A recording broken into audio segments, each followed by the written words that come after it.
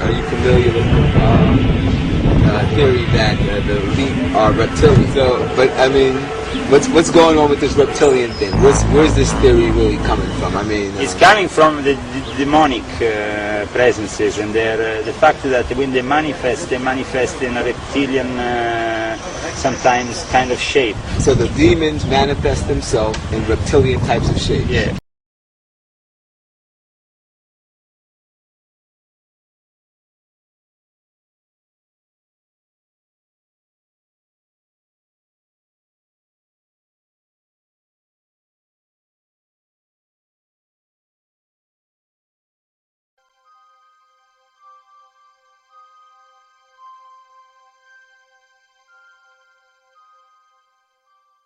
You knew that sooner or later we would get around to the reptiles, right?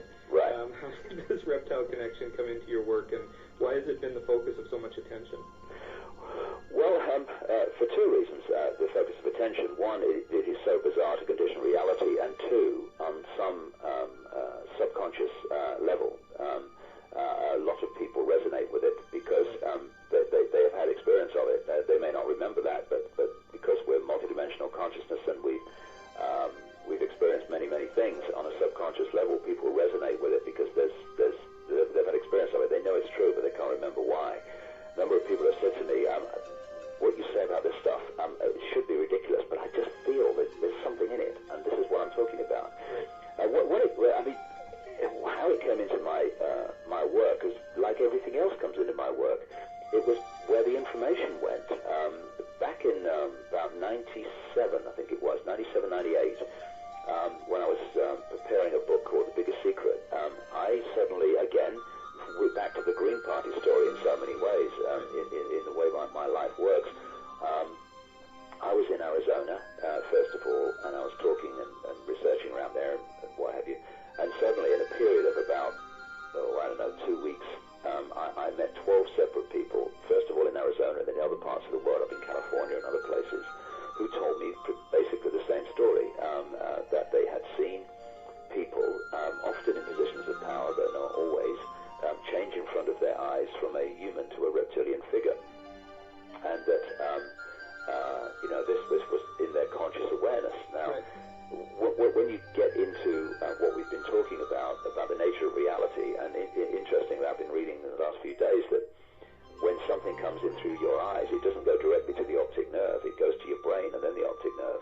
And the brain, apparently, according to experiments scientists have done, takes 50% of what goes in out, edits it. So, I mean, what are we looking at? What are we actually seeing, right? But you do start to see, when you're dealing with holograms and holographic illusions, how easy it is, how absolutely easy it is for one holographic form to fuse into another one, or for one holographic form, a reptilian, to be hidden behind another one, i.e. human. And what happened, Larry, it was quite simply the power of numbers, because from that period I just talked about 2 weeks, I've met hundreds and hundreds and hundreds of people all over the world from every walk of life you could imagine who have seen this phenomenon, and people that I talked about who've been taking part in Illuminati human sacrifice rituals and blood drinking rituals, which they're really into. And by the way, I could just say quickly when I finish this point about one aspect of why they do that. But they've said that they've seen people often in these rituals actually turn into a reptilian humanoid form. And funnily enough, while I'm in this process of gathering this information, but I'm not telling anyone else what I'm gathering, Biggest Secret hasn't come out yet, I was talking to a lady who was head of an American organization called Mothers Against Ritual Abuse, which is trying to help children who are ritually abused in these satanic rituals. And I hadn't spoken to her about anything, I was just talking to her about, what she knew about what went on and who was doing it. And suddenly she says, I wonder if you can help me. She said, a lot of my clients have said that they've seen participants in these rituals turn into reptiles. Are these people dressing up? Have you any idea what this could be? And so this constant theme came through. And then I started meeting insiders, people who worked for the Illuminati at some level, and are now rejecting it. And they said, absolutely, these guys are not human, they're reptilians. Well, with this new insight, because it's a journey for all of us, I realized that the reptilians, while they are the next step back from the human manipulation, they too are projections, they too are sentient programs. They're just a different kind.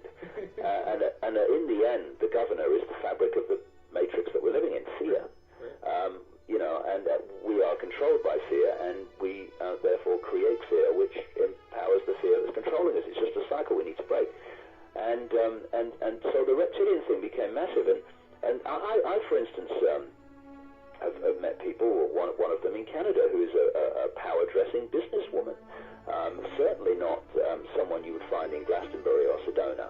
Very much in this world. And she came to a talk I did in Canada, and came up to me afterwards, said, I'd like to talk to you. And I met her a couple of days later, and she told me this story. She said that, first of all, she had a relationship with a guy who was Portuguese, and she went to live with him in Portugal, and was kept as a virtual prisoner. And she said that this man was like evil, in her words, and so ritualistic that he would only have his clothes washed on the same date every month.